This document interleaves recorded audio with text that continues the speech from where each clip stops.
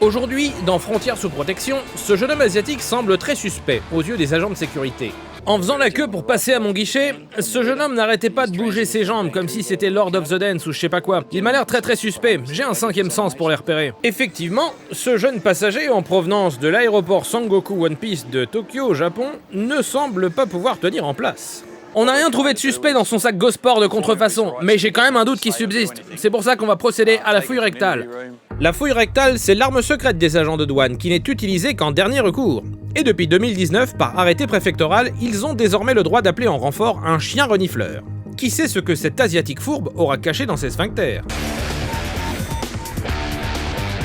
Ce jeune homme asiatique, en provenance de l'aéroport Naruto Pikachu d'Osaka, a réussi à attirer les soupçons des agents de douane. On a procédé à la fouille rectale, et là je me gratte la barbe avec mon gant, j'aurais peut-être pas dû. En effet, les intestins de ce jeune homme asiatique cachaient bien leur jeu. C'est incroyable, on a retrouvé l'intégrale de l'attaque des titans alias Shingeki no Kyojin dans son cul, ainsi qu'une figurine de Sangoku Ultra Instinct. En 23 ans de boulot, c'est du jamais vu. Je comprends mieux maintenant pourquoi il trépignait autant. Les asiatiques me surprendront toujours. Moi déjà, quand ma femme me met juste un doigt, je suis au bord de l'extase. Mais là, avec toute cette marchandise, j'imagine même pas.